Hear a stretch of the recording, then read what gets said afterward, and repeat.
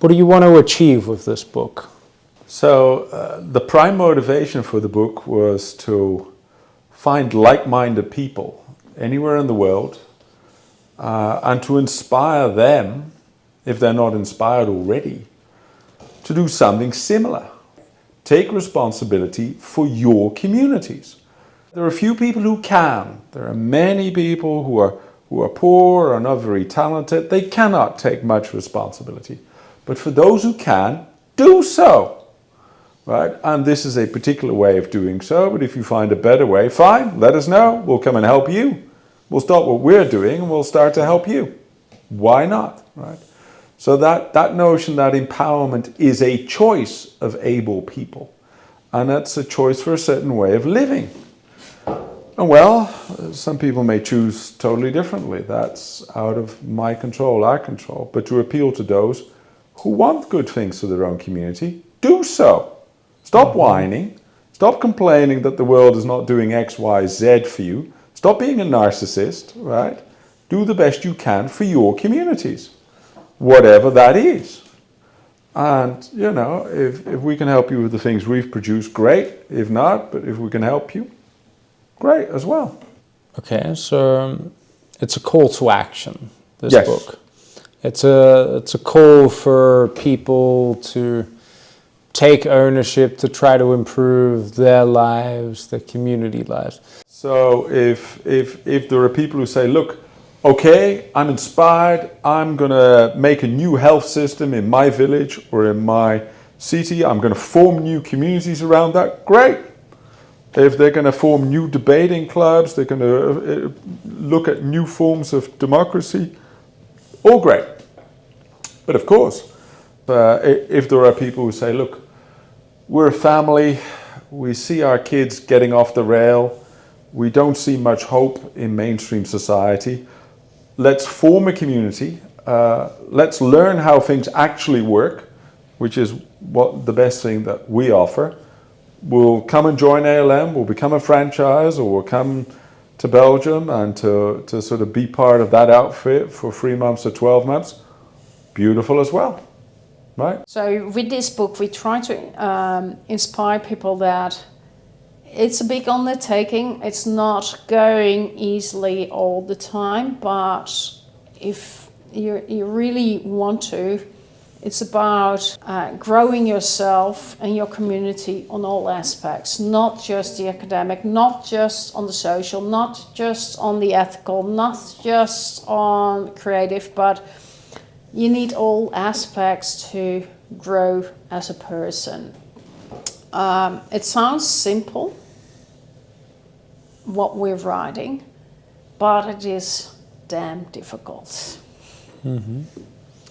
So for you, you'd say that the main message is look at just the cognitive development, look at the whole person and try to develop that. I will say something additional to that, which is that it is easy to see the problems of today. We see how people are disconnected to each other. Social media makes it all about how many likes you have, and there's a lot of jealousy around. There's a lot of addiction to games, to porn. Look, I'm a quite addictive personality myself. There's a lot of propaganda out there, buy this, buy that, follow this, follow that. And it is easy to get sucked into those things and to give in to them. But who are going to be the solutions to that? Right? The solutions to that is not going to be government. Right? It's not going to be large corporations. Their incentives are to make you follow, to make you pay up, not to help you be happy, to form good connections to other people. That, to a certain extent, is a threat to their business model. Then they don't need you anymore if you're this corporation thing. Mm-hmm. So if people are going to help you, it's going to be you and your friends, you and your family. Well, take that seriously. I mean, to a large extent, our authorities have betrayed us in the last 20, 30 years. It's a terrible thing to have to admit, but they're no longer on our side. They're no longer on our side. They're on a different side. Well, what are you going to do? Are you going to complain and say, oh, they should be on our side, they're betrayed it? That's what 99% of people do. They give up. They complain and then they're slaves. And they think they've done something because they've complained. But to do something says, no, I will not be slaves. And I will help my family, other people become communities again, grasp our humanity and do something about it. And that means, yes, put all your life savings on that. All the talents you have, mobilize that. Be part of where you want society to go. And 99% of the people who see it, the truth, are too cowardly. They don't actually care. They will sacrifice their children. They will destroy everything around them and just scuttle around. Those are losers. I'm sorry. They're losers. They're not helping when they can. So grasping this opportunity is for me also a responsibility. If you can, you should. If you could each tell me what your greatest triumphs have been since starting ALM. I will name two. As I wrote in the book, the thing I'm most proud of is our curriculum, our textbook. I'm very proud of it because it really speaks to me. There's a truth beauty to it that resonates. It's the best written down version of who we humans actually are, how we actually cooperate with each other. All the dirty tricks we implement on each other, but all the lovely way in which we cooperate with each other as well. All our good parts and all our bad parts, they're there.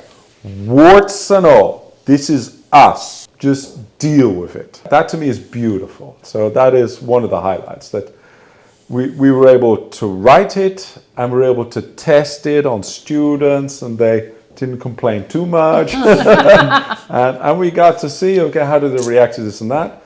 But also it's a labor of love, but it's a labor of many academics thinking coming together. I mean, I see myself as chief pirate who's stolen ideas from many others. It's a joint, beautiful thing, the curriculum, the textbook. I encourage you to actually effing read it. The second thing, geez, there are so many second things I'd be proud of. But, okay, let me personalize. Is that one of the things that exemplifies the spirit of ALM is to work through our problems. And I hope I have to some degree work through my problems with Sienna. To some smidgen of a degree. So let me say that as a second accomplishment. The things I think when we started, I don't think we fully realized what a journey we would be going on. It's like going on a ship in the 15th century or 16th century, going somewhere, the end of the world, you don't know where you're ending, and you have to just do with whatever is on the boat. It has been such an enrichment. We don't need to go out. We have people around us all the time. And that includes the volunteers, the students, but also the people helping in the background who you hardly ever hear about. And I think that community building has been really almost going back to your roots. So coming from a family, a large family with lots of cousins and always having these family gatherings, and we might or might not agree on everything, but there was this strength in that community. Going back to that after this a little bit soulless time in London, and having these people who are actually aligned with your vision is really powerful. Minds That Dare, the story of a new academy, written by Paul Freitas and Sienna Baker. Order now.